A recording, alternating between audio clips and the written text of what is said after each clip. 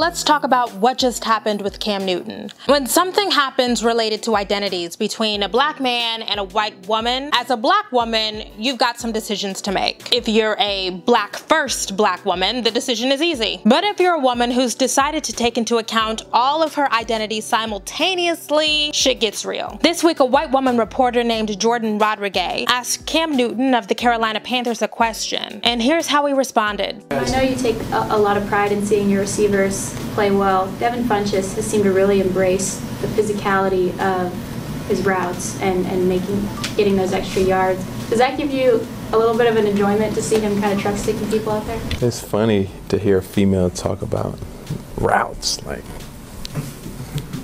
it's funny. But he apologized.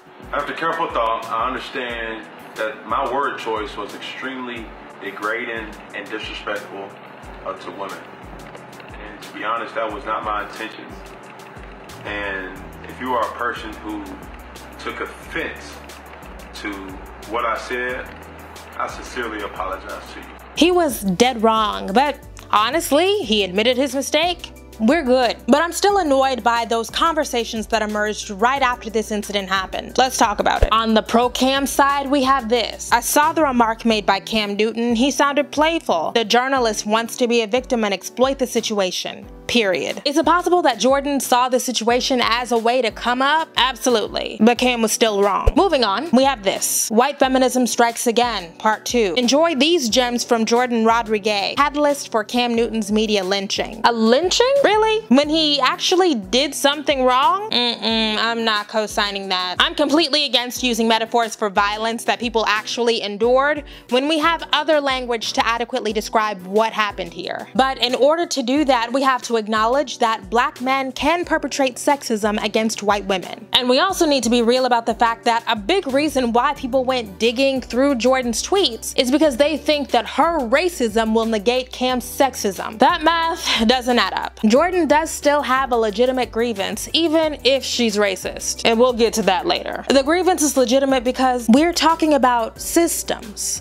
not individuals. There's negative backlash to Cam's comments not because we care about Jordan, I don't know that woman, but because they reinforce embedded sexism in our culture that's older and stronger than both of them. One of the ways we dismantle any oppression is by making it clear that it's unacceptable in our public speech. That's why somebody like a Donald Trump is so dangerous. He normalizes rhetoric that makes people feel unsafe. Now let's move on to the pro-Jordan side. Of course, we had something like this. Now ask yourself, why would it be appropriate here to bring up a 19-year-old's mugshot? Think about it. White women trotted out their coded racism to come to the aid of their sister and completely disregarded their intersectional feminism to say stuff like this.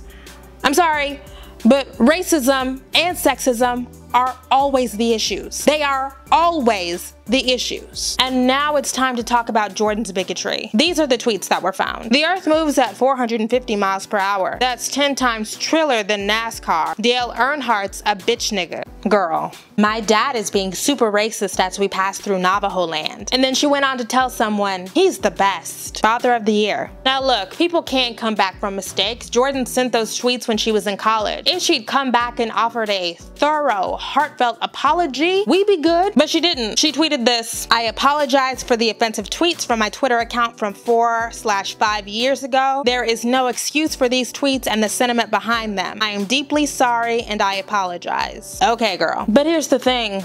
I'm not coming in to defend Cam just because he's black. Because if people are willing to dismiss this white woman's claim as illegitimate, they are absolutely going to do the same for similar claims from black women. Please remember that black women get a front row seat to this all the time. I am absolutely sure that so many of those Cam defenders are routine misogynists. In fact, I bet if we made a diagram looking at the overlap of the Cam defenders, the Bill Cosby defenders, and the R. Kelly defenders, it would look something like this. But it's just as true that white folks don't hold their white male sexists accountable either, because this is a broad societal issue. So for every Bill O'Reilly or Harvey Weinstein, there's a Casey Affleck, a Mel Gibson, a Roman Polanski, a Woody Allen. And I'm honestly not gonna defend Jordan because she's racist. And who has the time? And white women need to know that this is why we don't believe a lot of y'all. You need more people. And of course, these sorts of situations are why everyone needs to pay attention to Black feminist theory. Life is messy, and Black women pioneered work that attends to the messiness. Cam losing a sponsorship over something that could be easily remedied with an apology is extreme. And what will Jordan lose? What kind of protection is she afforded because of her whiteness? You can benefit from one oppression and experience another. You can be both asshole and victim. That's perfectly illustrated here. And again, I'm so glad Cam apologized so we can be done with it. Let's move on. Thanks for watching. Like, share, subscribe, leave a tip. See you next time.